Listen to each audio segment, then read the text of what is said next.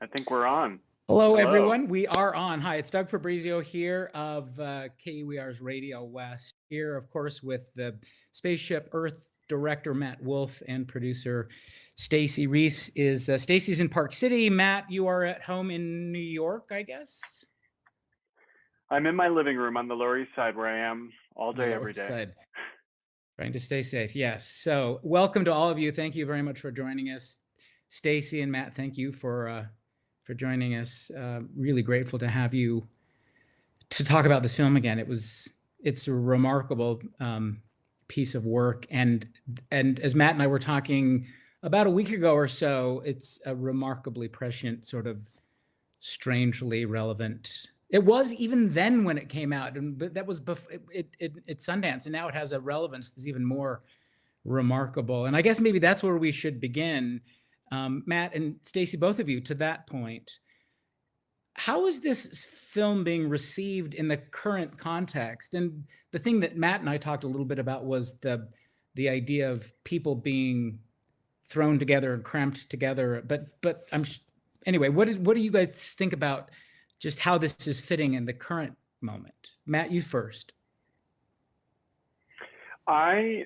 It didn't really hit me that the film was a quarantine era film. For a while, I think it took me a while to realize that self-isolation or social distancing or quarantine was becoming a universal part of our lives, and that was a long-term thing people were going to experience. And it wasn't until Neon, our distributor, said, "We're not releasing this movie in theaters. We're doing something different. We're doing it now," that it really struck me.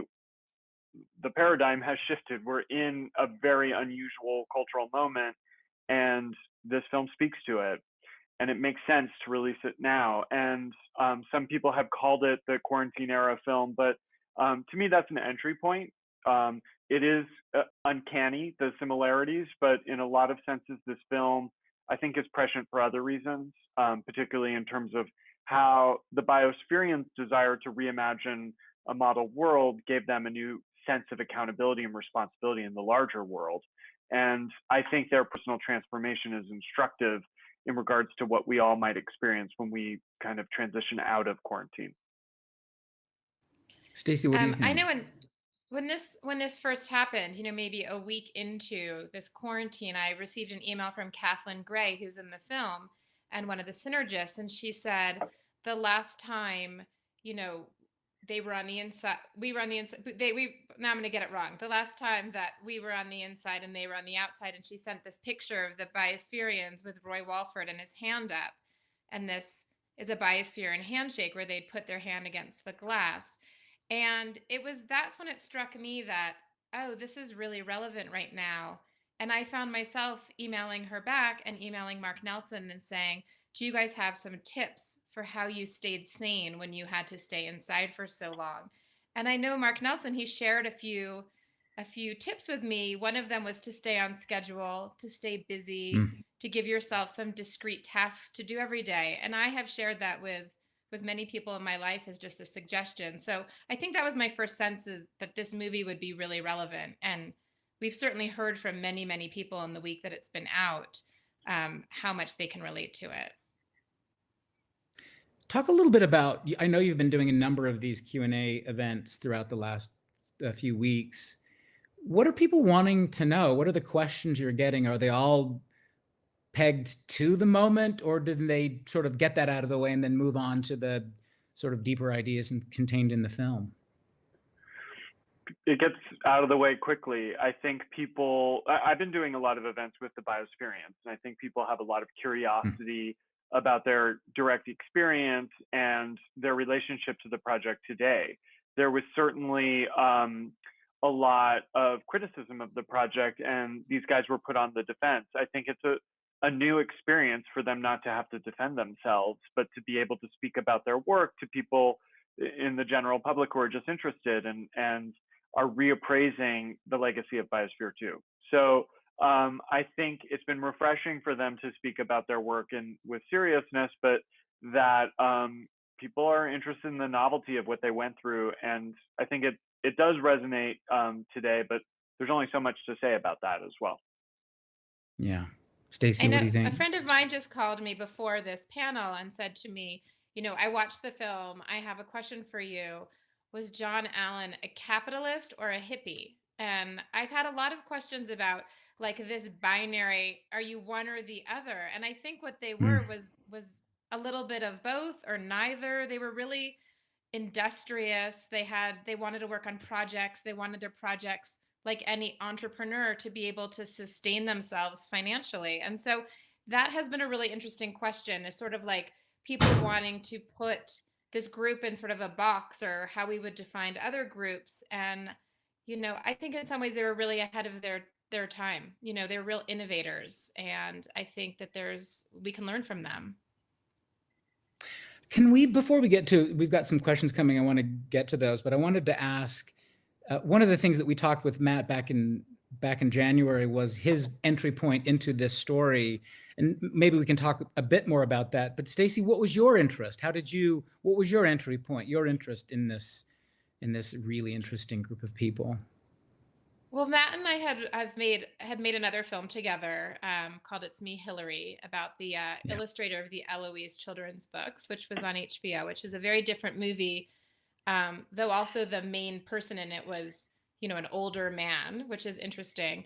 But Matt, one night, very late at night or very early in the morning, however you want to characterize it, started sending me pictures of these 8 people in these red jumpsuits in front of this glass structure. And he was like, what is this? Do you know what this is? Have you ever seen this before? And I'm a little bit older than Matt, and I was a journalist before I became a filmmaker. And so I remember the story of Biosphere 2. I wasn't covering it yet. I was still in college at the time, but I definitely remembered it and was very excited about the idea of revisiting a story that was in the news 25, 30 years ago, and going back and doing a deeper dive and a deeper look at it from a contemporary point of view.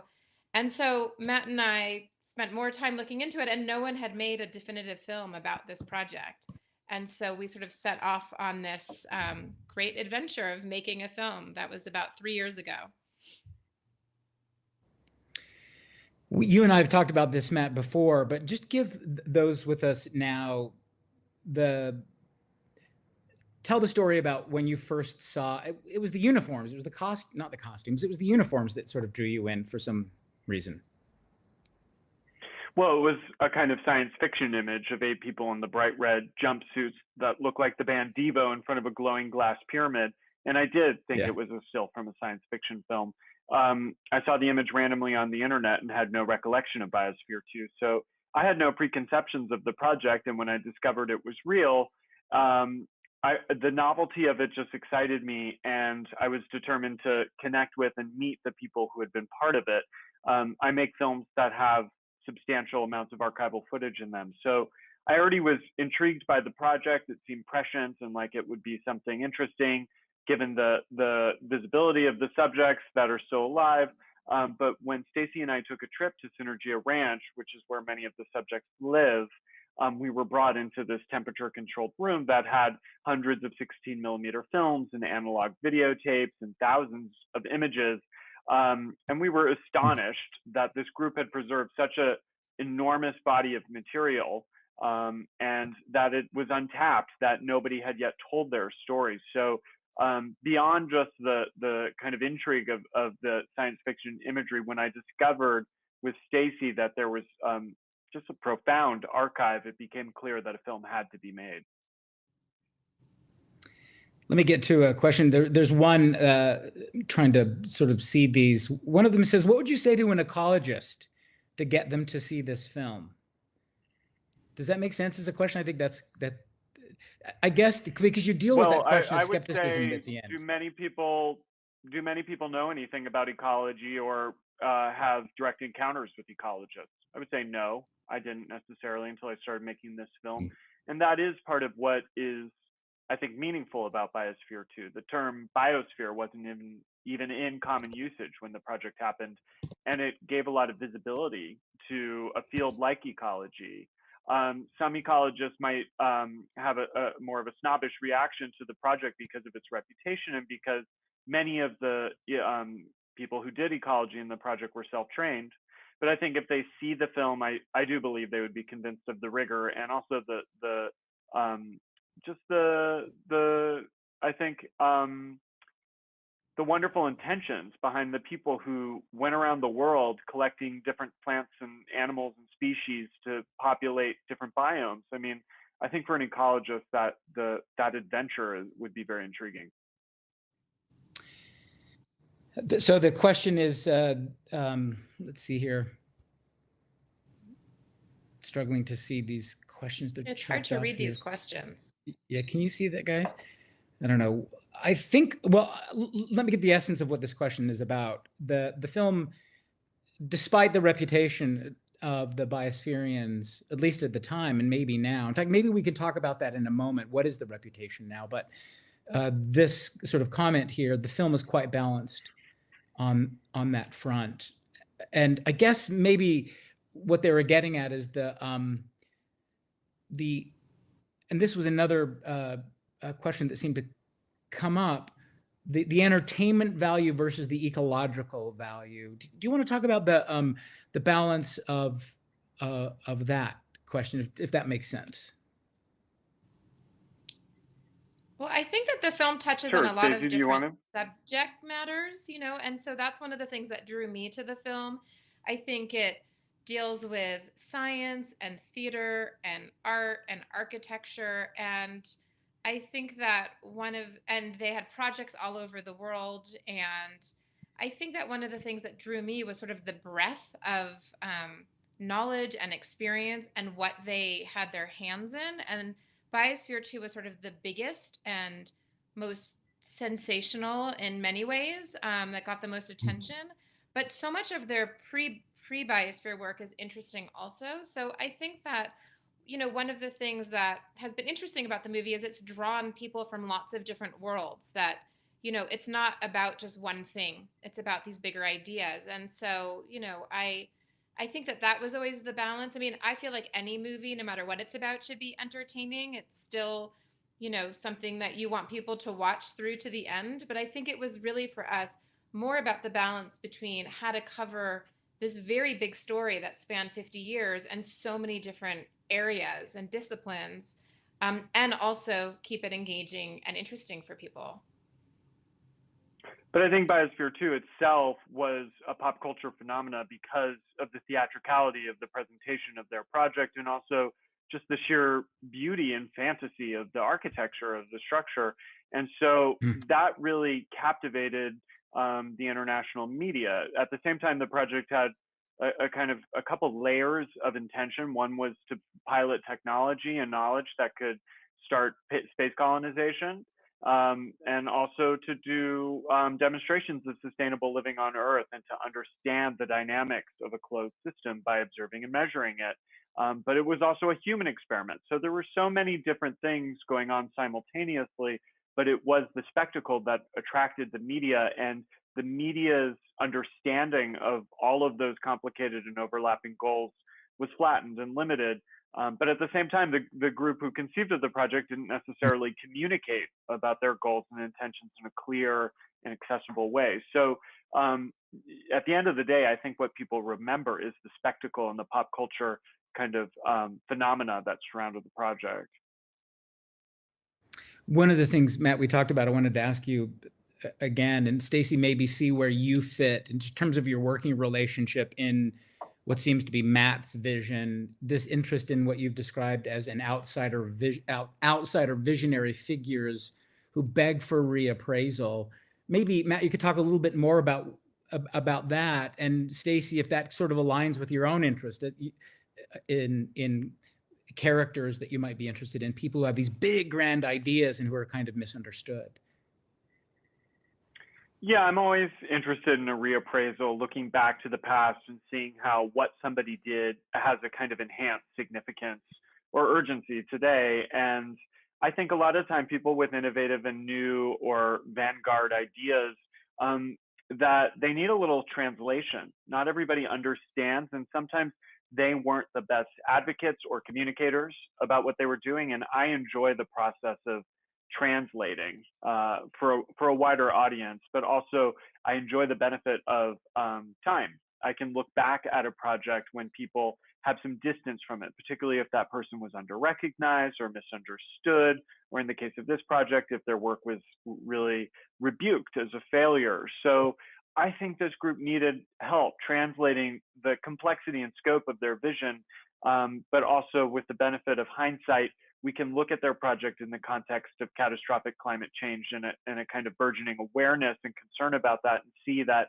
their goals were aligned with that crisis. And they were trying to do something idealistic and noble, but they faced the limitations of our world. So yeah, I mean, that's what draws me in. That's the challenge that appeals to me about telling these types of stories.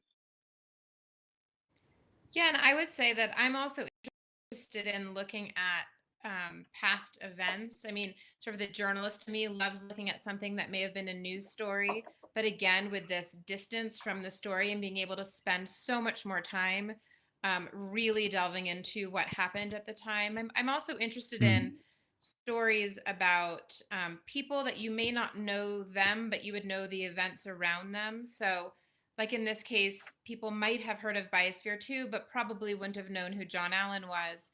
You know, I made a film called The Diplomat that was about the late Ambassador Richard Holbrooke.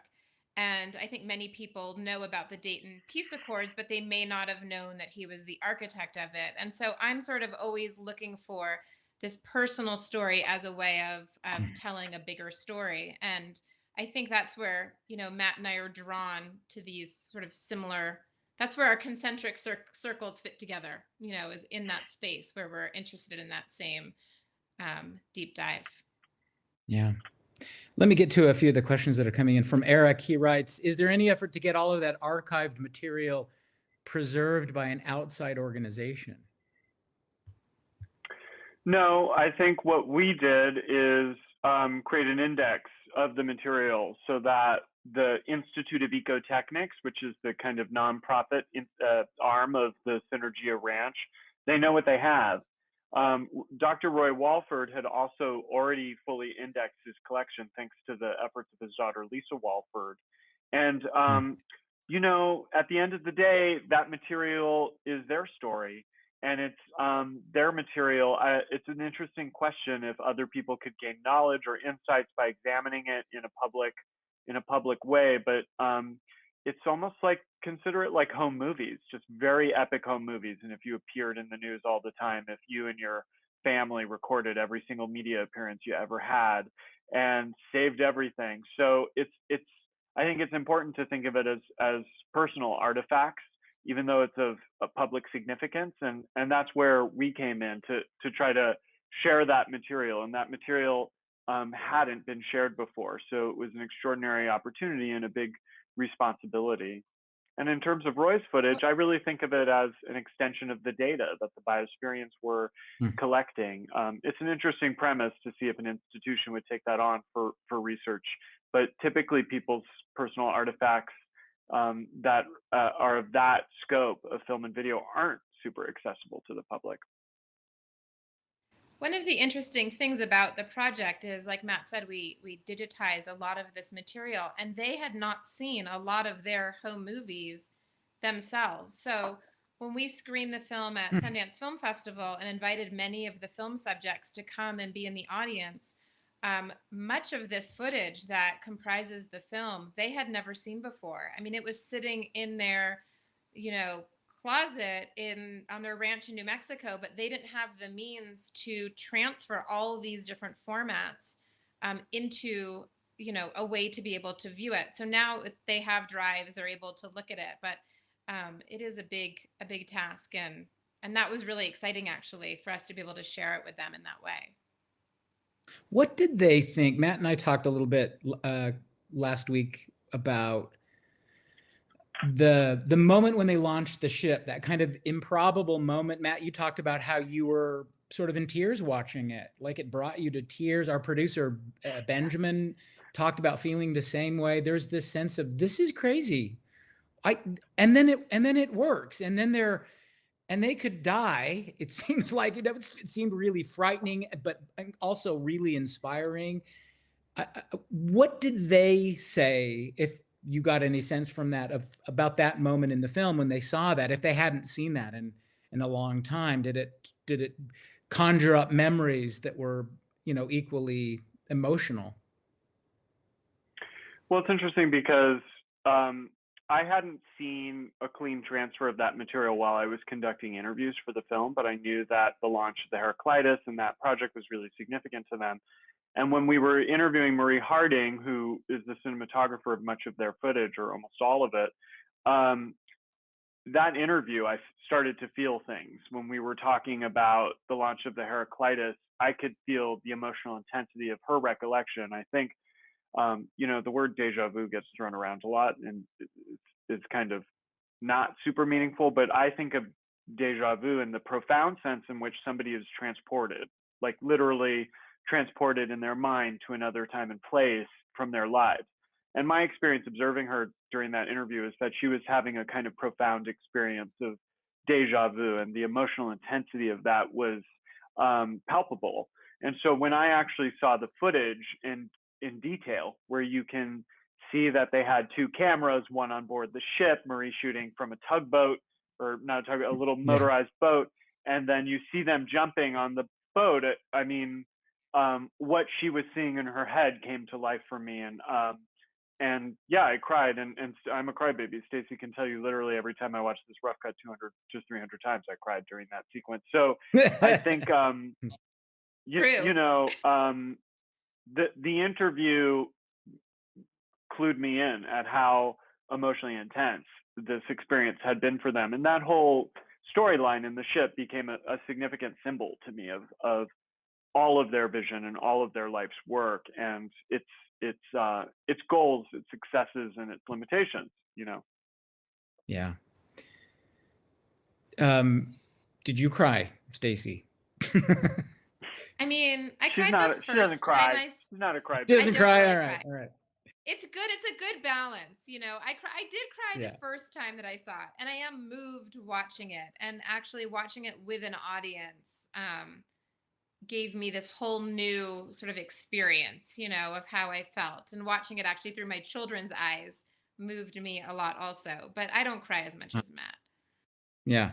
At And any it's a bit of a my own thing or any with other. me crying in rough cut screenings, and David could tell you, I literally always cry because I feel like I don't force myself to, but I try to remain emotionally available and sensitive so that I'm experiencing things emotionally in a present tense way. Because if you see something 300 times, you have to continue to engage emotionally, because if you don't feel anything, I think there's a good chance nobody else will. And there were key moments in the film where I wanted people to have a heightened emotional experience, and I could sense that was translating when I felt it, and I tried to be open to it. But I do cry a lot.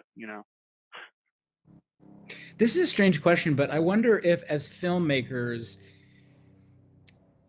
what is the role of music as you think about it? For example, if you see a cut, Matt or Stacey, without the music track, do you get as emotional? Do you look at music as a crutch sometimes, that it's gotta cover all the emotional elements without relying on the music? Or do you think, no, music is part of the filmmaking process, it elicits emotion? How do you think about illustrating narrative with music, that the part that music plays in all of that?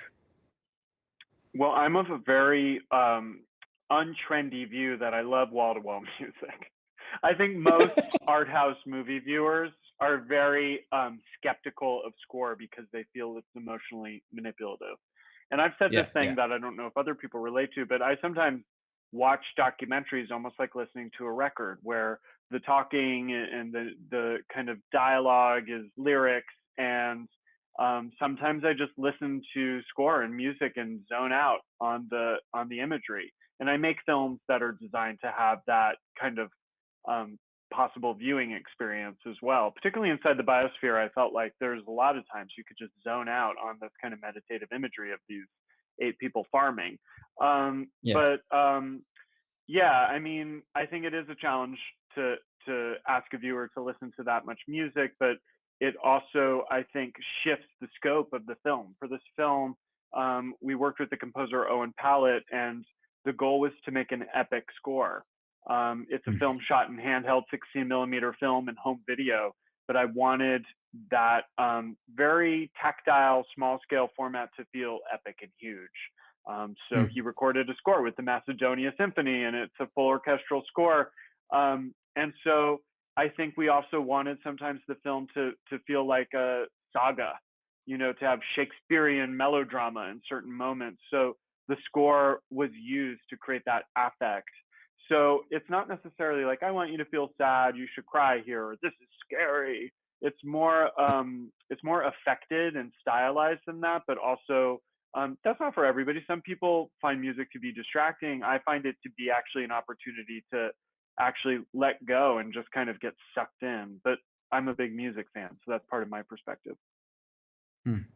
Stacey, what about you? Yeah, I also love music in movies, and I think that some of the best editors that I've worked with are very musical. Like, it's the editing and the music, and they all go hand in hand, and it's about how to weave those elements together. I mean, one of the fun things in this movie was that we were able to license what we call needle drops, some different, popular music to include in the film. And sometimes in documentaries you can do that, sometimes you can't because it's expensive. And we were able to license a handful of songs. And one of the challenges for us is that we knew we wanted different songs from different periods. This covers 70s, 80s, 90s, present. And so, one of the fun things was trying to think about what isn't the obvious song during that time and what really fit with the film. And I know that when the Talking Heads song comes on, when we're introducing those biosphereans, like every single time I've seen the movie, and it is 100 plus also, like my whole body kind of like, changes. Like I sit up and my foot starts to, kick. And I also love the moment in the 90s where we have that Jesus Jones song that I hadn't thought about for so long. And then when Matt and the editor said, we think we found a great song for this section, this scene in the movie, and that song comes on, it just brings you right back to that time period. So I think music can transport you, and so can films. And when done well, they can do it together really, really well. We're getting a number of questions about the process of, as John, a viewer here, is asking, how you made sense of such a large archive like this. What was your process of going through the archive is another question that comes through. Where do you even start with something like that? Well, I make films with lots of archival footage, and we had 600 hours here, which sounds like a lot, but is a manageable amount of material. Yeah, I think I made a film about a woman who recorded TV 24 hours a day for 30 years. Yeah, so that's great, by the way. It's all relative, but I think every film requires a different process. And an analogy I sometimes make is that a film is a boulder, a huge subject. Like Biosphere 2 is this boulder, and our job is to blow it up with dynamite into a million little pieces, and then to organize all those little fragments so that an editor can grab things as he or she is shaping something, so that the boulder ends up with a shape of its own that tells a story. And I actually find the process of organizing material to be really soothing. I love organizing stuff. It's a kind of busy work, but it also helps me to really contemplate different facets of a story. So we went in with a team of archival producers and story producers, Brian Becker and Annie Salchich, who went to Synergia Ranch and created a Dewey Decimal System within their archive, and then a log with the metadata that was written on the spines of the tapes or on the 16mm canisters, and then selectively digitized material, and they organized it by topic, and they went through the footage putting markers anytime they saw some of our central interview subjects, other kinds of metadata too that we could search by keyword, and they pulled greatest hits from each of those kind of topics. So I was able to just screen the best stuff, whereas our editor could go by the markers and search by keyword, and then they were part of the process as we were editing and would find stuff. But there's footage in the film that has a kind of metaphorical significance. So that's the kind of thing you have to have really story savvy collaborators looking for. There's a shot, one of my favorites, of all the synergists running up a staircase that goes to nowhere. It's just a staircase that ends in the sky, and At one point, that was the last image of the film, but now it's embedded kind of in the middle. And to me, that's such a significant, meaningful image. And it takes a real process and real work to find something like that that doesn't just show you something that's being said, but that enhances meaning in the story through an image taken and put into a new context. I wanted to ask you about what it's like to make documentary films in this current moment. And I don't mean the pandemic. What I mean is the age of all of these streaming services wanting a lot of content. Is it easier? Is it more difficult? What are they interested in? And by that I mean it seems like, are they interested in the filmmaking part, or more of the true crimey stuff, or the entertainment value stuff? What's it like negotiating this current moment as filmmakers in an era when it seems like there's just people who want tons and tons of content? Do you want me to answer that one, Matt? Yeah, sure. I mean, I think one of the exciting things is I've been making documentaries for, I don't know, about 10 years. And there's a much greater appetite for documentaries. When I first started, I would tell friends or family, I have this film, it's going to be on HBO, or watch it.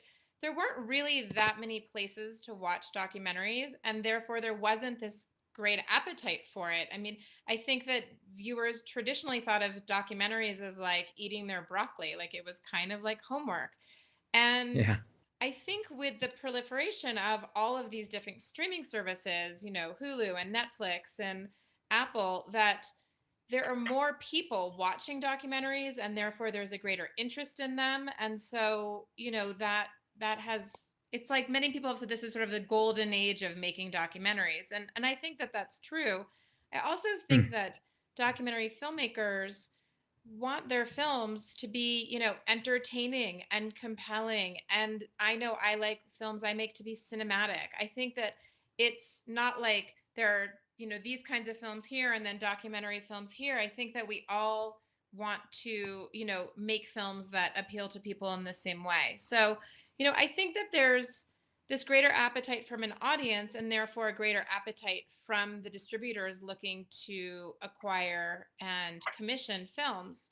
I'll still say, like, there could be even more interest. It's still challenging. You make a movie and you take it to a festival like we did, and you kind of bite your fingernails thinking, like, I hope they like it. I hope someone buys it. I mean, and of course we got lucky with Neon, who we were, was our first choice and thrilled to be working with. But, there are plenty of films that premiere at Sundance and don't get distribution. And, those are films that have gotten into Sundance Film Festival, and they're sort of at the top of their game. Yeah, and people are still picky. That's what I'll say. I think people underestimate what it takes to find a real story with people who are willing to participate, with underlying material that makes it, have depth and to be special and cinematic. People underestimate how difficult that is. They all want to make these 6-7 part series. It's like, how many stories do you think are out there that merit 7 hours? I mean, how many New Yorker articles don't need to be a book? How many books don't need to be an encyclopedia? How many blog posts should just be a blog post? So I think there's a huge appetite, and people underestimate how difficult it is to find a real good story. But there's also just this intense competition amongst filmmakers and producers who are all on the lookout. It's pretty rare that I go to subjects or stories that haven't already been approached. Many people had tried to make the Biosphere 2 film for many years, and it was a complex issue in terms of access and rights. And I think that I find that there's a lot of competition where people know when their story is worthy of a documentary, and other people know too and are on it. Yeah. It's just a race to see who can do it better or do it first. I think from my point of view, it's about a race to show that you're serious, that you're hardcore, you do your work, you do your homework, that you are a nuanced thinker, that you have a track record, and like not just expecting people to trust you, but to earn their trust. And I try to earn trust by being informed and expressing nuanced intentions, and having a track record of not exploiting people, you know. Yeah. Here's a question from a viewer. And I think you were referring earlier to this before, but I'm guessing a lot of people wonder what happened to all that experimental data after it was seized. What do we know about that? What kind of value is in it? What is being done with it? What do you know about that part of the story? It should be said that some data, and I was discussing this with the Biosphere and Mark Nelson yesterday, some data was taken and there was valuable information gleaned, particularly about the CO2 and oxygen issues. I can't really speak to what research would have been done with the data that's missing or its scientific significance, but I mean, so much of the energy and effort inside was dedicated to observation and measurement and data collection, and the vast majority of that corpus of knowledge and information is not accessible because the project was a private enterprise. So that data is considered proprietary intellectual property. And that is of great frustration, particularly to Mark Nelson, the Biospherian. But they did have data that was accessible, and there has been scientific literature associated with it. I know, for instance, that Mark Nelson and Linda Lay, the Biospherians, both got their PhDs drawing on data and research from inside. But it's really, I think, this idea that the raw material that they collected, that was the whole point of the experiment, was largely inaccessible to them or to the general public. And what I would say is that was partially the trade-off of working within a private venture as opposed to a publicly funded governmental or an academically funded project. But it never would have happened in academia or with the government. Yeah. Here's a question. Someone wants to know, did you decide who you were focusing on in the film, who was going to be the main characters? Did you make that decision early on, or did that, how did you pick them is basically the question, or did you settle on them as you were going through it? When did it emerge who were going to be the main characters? I do interviews all at once. That's my process. I like to have an idea of the story I'm telling and plot out how I'm going to cover it. So the most labor intensive part of what I do is prepare my interviews, thinking about how people can relay certain anecdotes from different perspectives, to generate crosstalk between people, and to really plot out how we actually will tell this story with not just information, but emotional interpretations and personal kind of points of view and bias. So I actually go through a process of casting a documentary after doing pre-interviews. Of course, we interview lots of people we don't use. And Stacey, maybe you could speak to what it's like being on set and our preconceptions about the success of an interview versus how much of it actually gets used. Yeah. Yeah, I was going to say, in every documentary, there are many, many more interviews that are left on the cutting room floor, so to speak, and then end up in the actual film. And we try to only interview people that we think are going to be relevant to the story. But what ends up happening is, there's only 2 hours or less than 2 hours to tell a film, and you end up sort of distilling down who are the best storytellers after doing the interviews. I mean, Matt has this really fascinating process where he basically memorizes all the questions that he's written.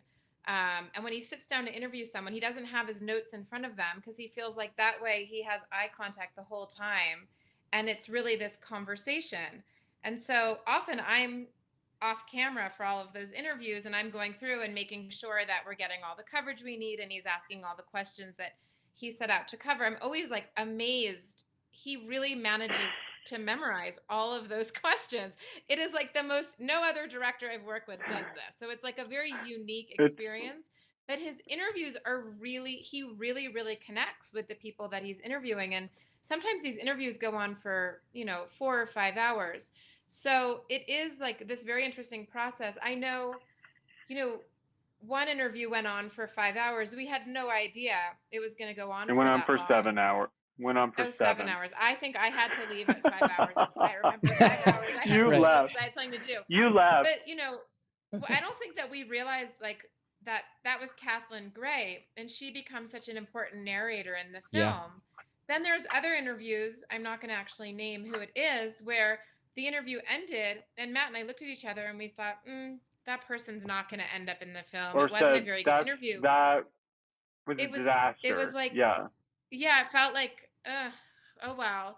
And I remember we told our editor, David, I don't think you're going to don't spend too much time watching that interview. And it ended up being a very good interview, and it's in the film. So sometimes it's like we do so many interviews, and sometimes we do 2 or 3 in a day, that you also can kind of lose perspective. It's important to kind of let everyone have their due, and then this story sort of takes on a life of its own in the edit room. Yeah.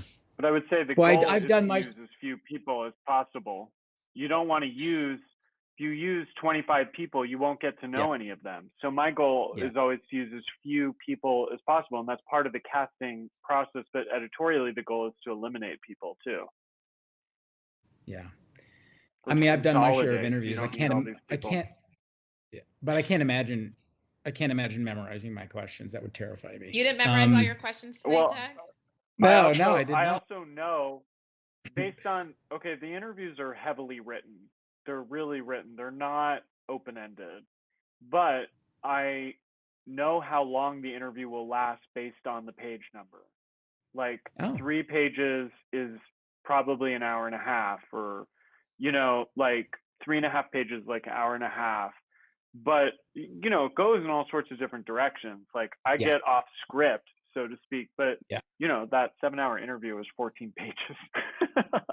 Wow. Well, 14 pages of questions. Yeah. I mean, and then, as you said, going off script, I mean, because a lot of it's just listening, and then it goes in a direction you hadn't expected, and God knows where it may go. So you got to be paying attention but for that sometimes too. you got to bring people back on track. You're walking them through a story, and you have to push them to tell a story. If you let someone, it's not therapy, so you got to push someone and get them deeper and deeper and deeper into something important, but you can't get lost. You got to bring them back to the story that we're walking through, and to give them some parameters to tell that story. And that's part of the memorization, is so that we can go wherever, but I remember, chronologically where we are in the process of covering the story. Okay, we're going to wrap this up in a few minutes here. Let me get to a few more questions. Let's talk about the Steve Bannon part. This has come up. The Steve Bannon turn is the question here. That part of the story was such a surprise. Does he claim this part of his history, is the question, as far as you can tell? I have heard from people he's really proud of his role on Biosphere 2, and he talks about it. So we don't know if he's seen the film. I'm very interested if he has, and would love to know his thoughts on it. But I have heard from people that he is proud of his role in this. A question from John, who asks about the climate change conversation, the way that part in the film. John writes, it seemed very contemporary. How did you think about that? Did you expect that? Talk a little bit about that element of relevance to now. And that's part of the whole, I was talking about trying to translate people's work, and that was part of the translation, is that, I understood that there was an environmentalist agenda behind all of this. It was hard to understand when you're just looking at building a boat and starting a hotel in Kathmandu and building an enormous spaceship kind of terrarium. It's confusing, but one of our story producers, our associate editor, Marley McDonald, was watching closely a film that Marie Harding made called Man, Earth, and the Challenges, which will be an extra on iTunes if you want to watch it.